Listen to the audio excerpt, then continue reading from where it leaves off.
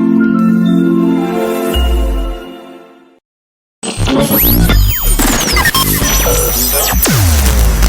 communication hub and literary art center of SDO Isabela. SDO English Academy. An analogy describes the relationship between words. Subject, verb, or teacher. One hand. English Academy.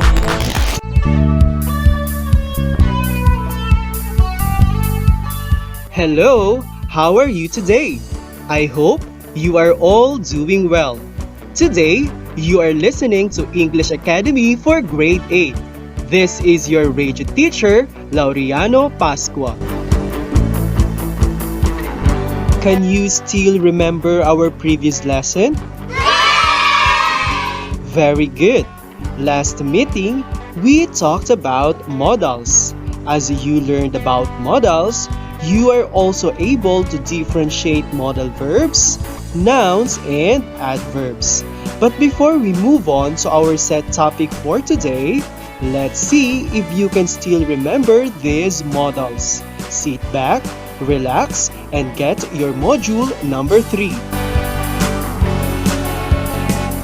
Before we start our lesson for today, let's recapitulate what we've learned from our previous lesson. I hope all of you are ready and everything is set. So, let's get started. Let's see how well you learned the important concepts and functions of modals. You are going to study the underlined words and the ideas that they express. Shout yes if you got the correct answer, and stomp your feet if you didn't. Number 1, I would rather spend and enjoy my journey here on earth because life is short. What does the word would express? Very good. The answer is preference. Number 2, if only I could talk to God, I would ask Him to heal our land. I would also request that peace on earth would prevail. What do the underlined words "if only I could" and "would" express? That's perfect. The answer is probability. Let's see if you can answer number 3. This is the statement. As Filipinos, we must obey the laws of the land. In addition, we must respect and love one another. What does the word must express? Wow, you're getting better. Yes, you are right. The answer is obligation.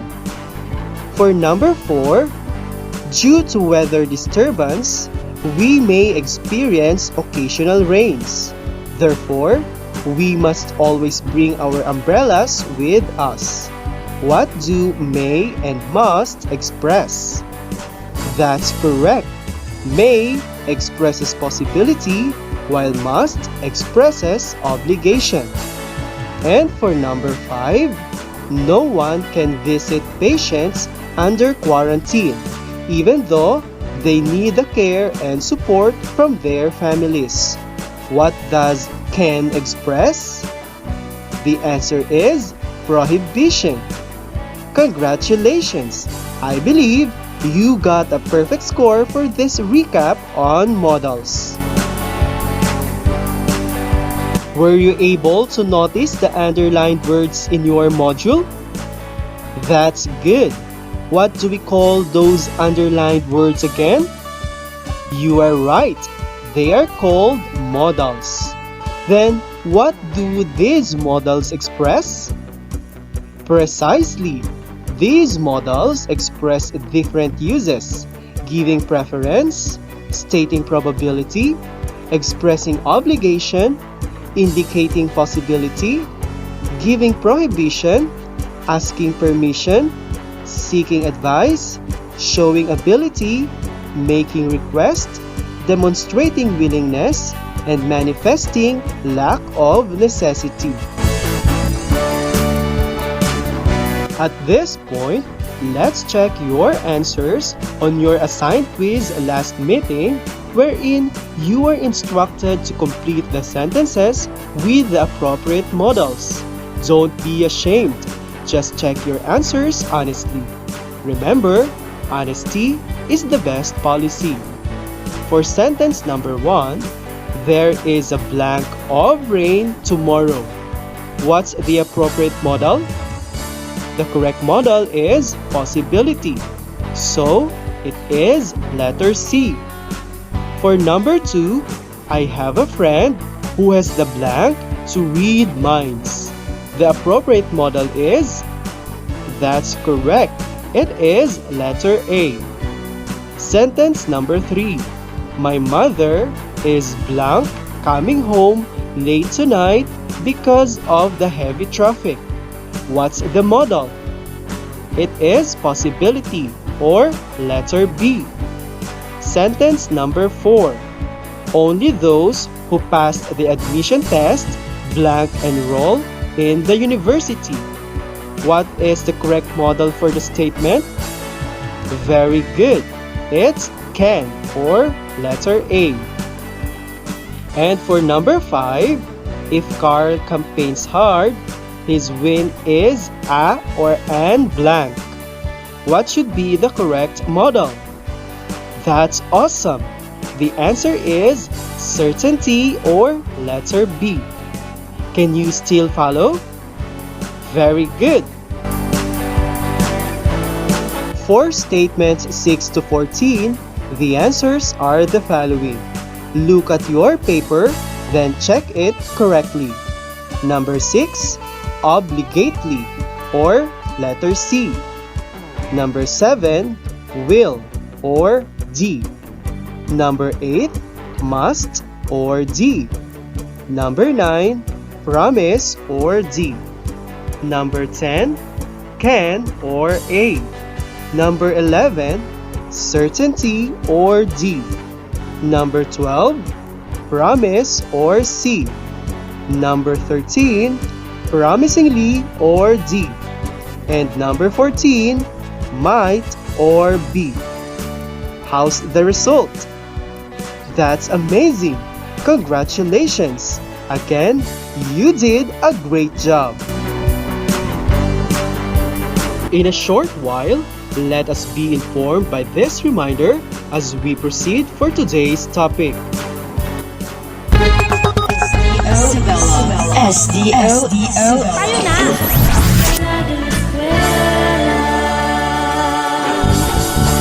Online classes? How am I supposed to learn when I can't go to school? Well, it's the new normal, anak. We can't risk lives by going to school when the virus is still out there. Your safety above all else. Nay, how could that be possible? Online classes may be quite a challenge for students like you, but we should make sure that everything that you need like gadgets, pens, notebooks are in one corner. Okay, Mommy. I'm so excited to learn while in the comforts of our home. Stay safe, stay home. A friendly reminder from DepEd in this station. And we're back. Let's explore more and have fun in learning English 8. Please go back on page 4 of your Module 4. Are you ready? If you are ready, say, I am ready. I'm ready! Very good. Now, let's start.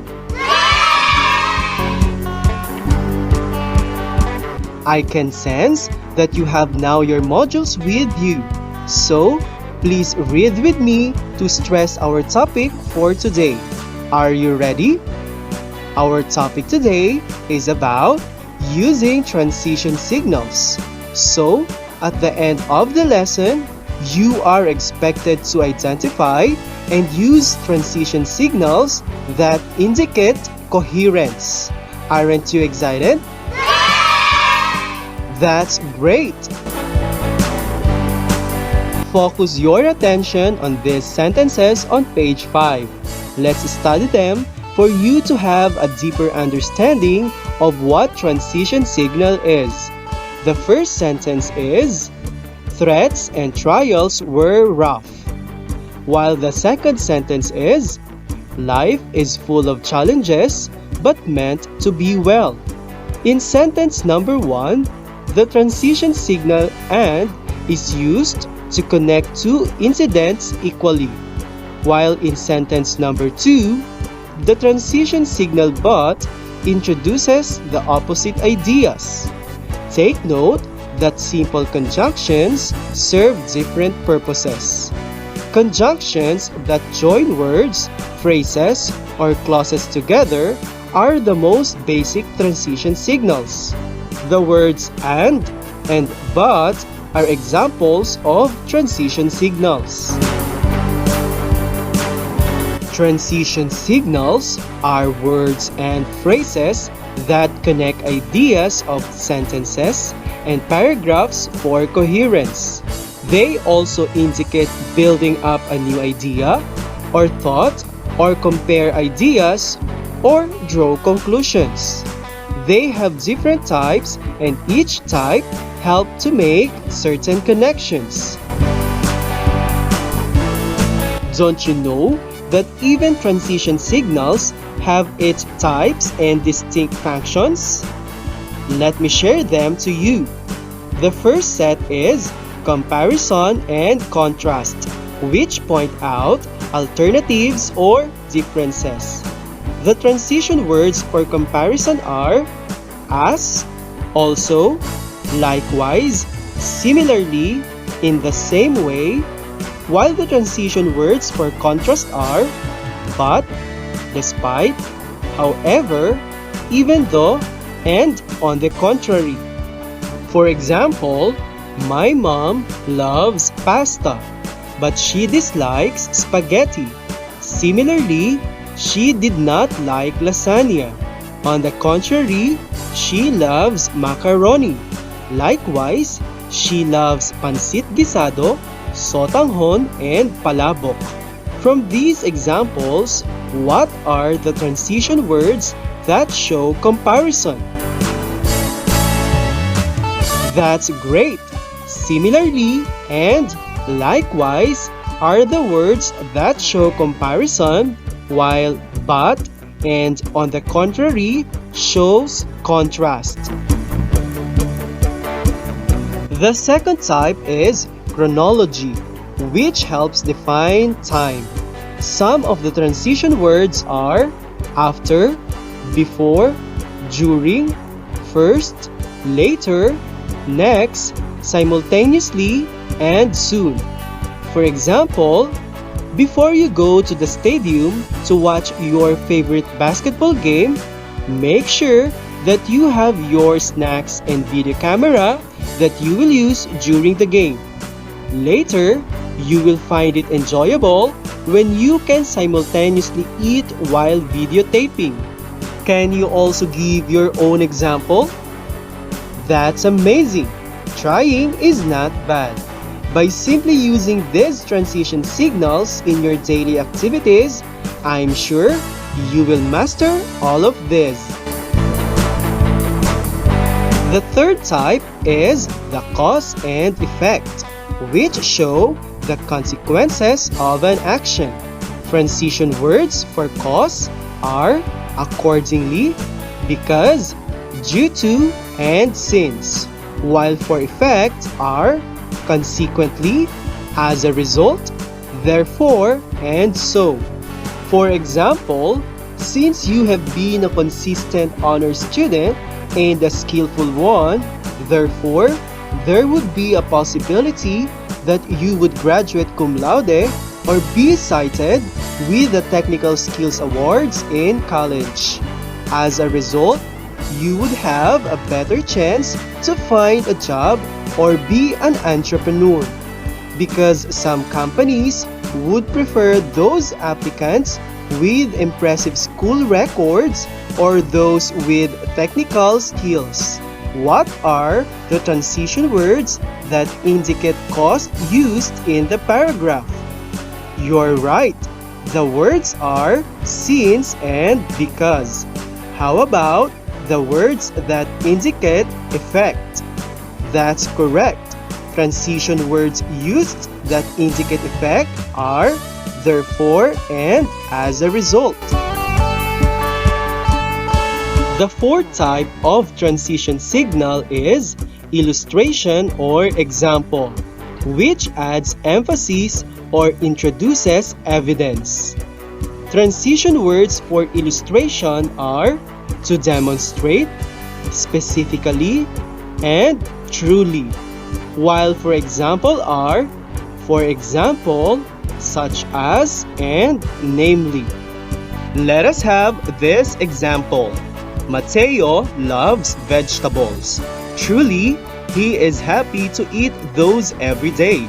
Specifically, pinakbet, chop suey, and vegetable salads.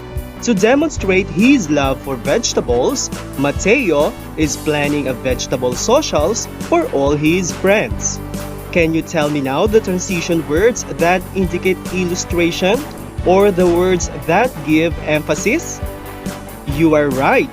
The words are truly, specifically, and to demonstrate. Congratulate yourself because you are doing great. You deserve a good snack later on. The fifth type is addition, which adds information or reinforces ideas. The transition signals for this type are furthermore, also, moreover, and in addition, as well, equally important, and then. The example given in your module is Gabriel loves, respects, and obeys his parents. Moreover, he helps in the household chores if he is not studying. Furthermore, he is grateful that his parents are very supportive in every task he does. What do the words moreover and furthermore indicate? Wow, you really understood it. They add information or reinforces ideas. Let's proceed to the sixth type of transition signal, which is clarification. This signal shows support. The transition words are that is, in other words, to put it in another way, I mean, in this case, under certain circumstances. For example, I love going to school. That is, I like it very much. In other words, I want to learn more. To put it in another way, school is one of the best places I need to go for me to learn better.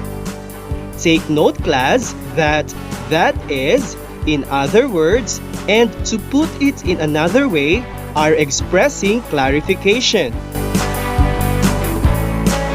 The seventh type is qualification, which presents conditions or intentions. Transition words for this type are almost, with this in mind, possibly, probably, frequently, and never. Take a look at the example in your copy. With what was possibly the greatest fight of all times, the Filipino in the front lines faced the pandemic with bravery. They almost gave up but recovered. With this in mind, Filipinos have proven time and again to be resilient. What are the used transition words? That's good. Possibly, almost, and with this in mind. What do they express? Yes, they illustrate qualification. And the last but not the least is summary or conclusion, which restates ideas. The words for summary are, as can be seen, given this point, to summarize, to sum up, and so. While for the conclusion are, in the long run, in conclusion, to conclude, therefore, and finally. For example, all the documents have been presented and, as can be seen, the facts are clear. Given this point, it's time to correct the practices that do not conform to the policies. In the long run, the nation and its people will benefit from this change. Whenever you hear those words in the speech or read it in any article or selection, you can now tell that it's the summary or concluding part. Remember that transition signals can be used within a single sentence, between two different sentences, paragraphs, or even between paragraphs to achieve coherence or unity of ideas. At this moment, you will practice your skill in identifying transition signals on page 8.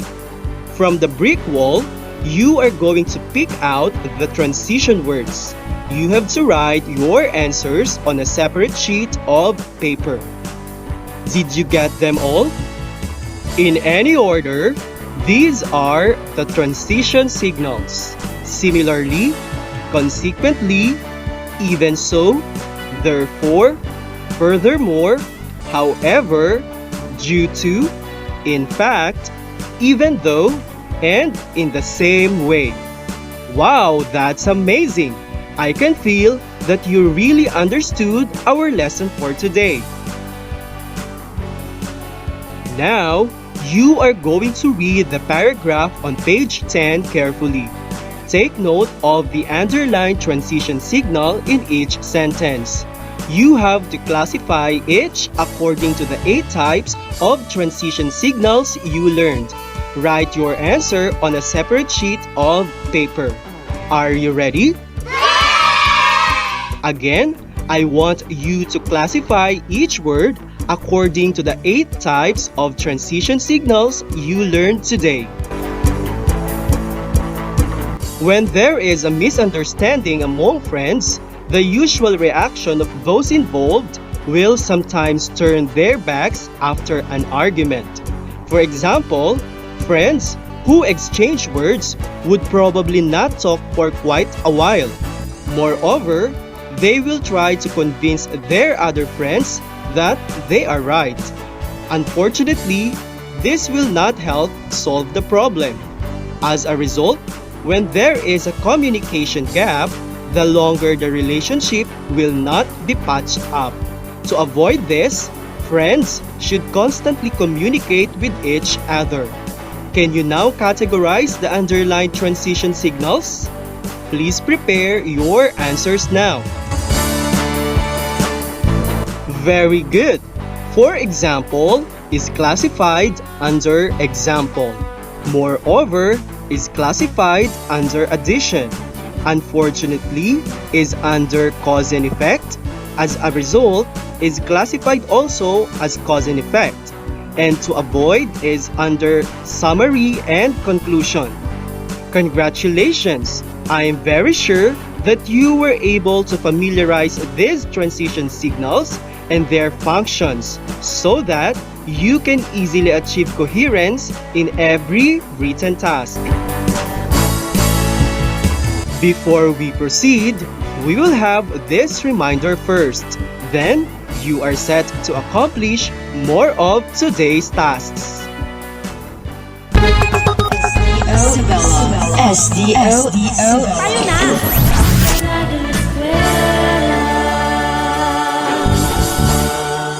Hey, what are you reading? Do you even understand what it says? Of course, as long as I have my dictionary. This book is called A Christmas Carol by Charles Dickens. It's a classic. What's so fun with reading? You should see my new dance challenge. Does so many views already. Nah, I'll watch it after I'm done with this book. After all, this can also be a challenge, you know. Where's the fun in that? Have you ever heard about Every Child a Reader program or ECARP? It aims to equip learners with reading skills to make them proficient and independent readers. It's StepEd's challenge to us, to read and learn. If I were you, take the reading challenge now. Wow, sounds interesting. Lend me a book then. This information is from the Department of Education and this station.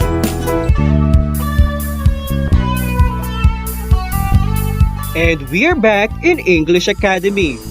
This time, you are going to sum up what you have learned in this lesson through a journal. Write your learnings on a separate sheet of paper following the structure below. I have learned that, I realized that, and I conclude that. Again, complete those statements for your reflection log. Likewise, identify the transition signals used on page 12. Fill in the blanks with the appropriate transition signals to complete the idea of paragraph on page 13.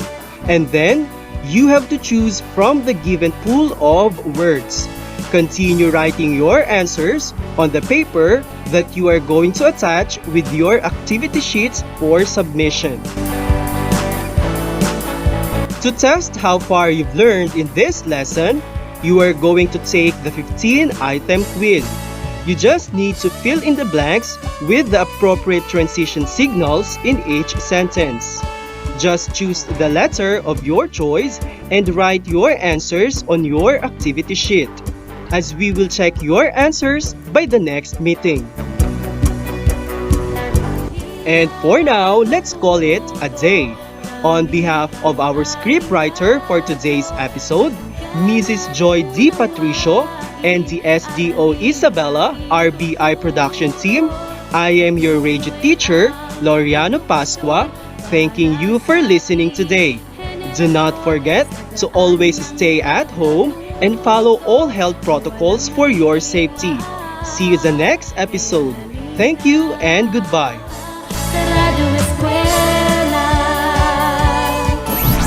English Academy. An analogy describes the relationship between words. Subject, verb, your teacher. On air. English Academy. Naku, ang lakas na ng hangin. Paparating na ata talaga ang bagyo. Mabuti na lang, nakita ko ang listahan ng mga dapat ihanda kanina sa Facebook ng DepEd. Ito ay ang tubig, pagkain, ID card, mahalagang dokumento, flashlight at baterya, posporo at lighter, first aid kit, kutsilyo, radyo, kumot, banig, lubid, gamit panligo, at ilang mga damit. Tawagin man kami para sa agarang paglikas, handang-handa kami. Maging handa sa anumang sakuna. Isang paalala mula sa kagawaran ng edukasyon at ng himpilang ito.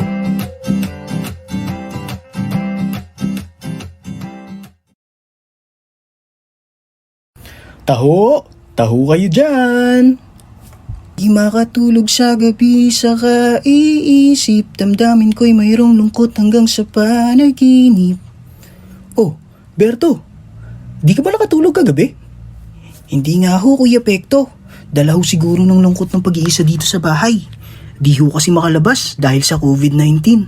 Hay. Berto, may 3 bagay na dapat kang tandaan para maiwasan ng lungkot sa mga ganitong sitwasyon. Una, alamin ang dahilan ng iyong kalungkutan. Pangalawa, maaaring ipabatid ang iyong nararanasan sa mga taong malalapit sa iyo. Nariyan ang internet para makausap mo sila. At ang pangatlo, ilaan mo ang iyong oras sa mga bagay na ikaw ay magiging abala. Hindi lang pisikal na kalusugan ang mahalaga, Perto, pati pang kaisipan rin. Tatandaan ko yan, Kuya Pekto. Maraming salamat sa payo. Isang paalala mula sa kagawaran ng edukasyon at ng himpilang ito.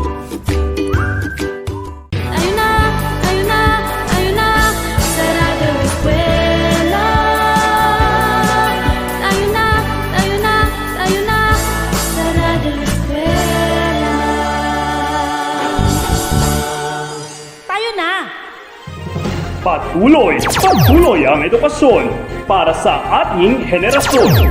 Sa daan ng pagkatuto ay walang may iwan. Kaya halina sa Radyo Eskwela!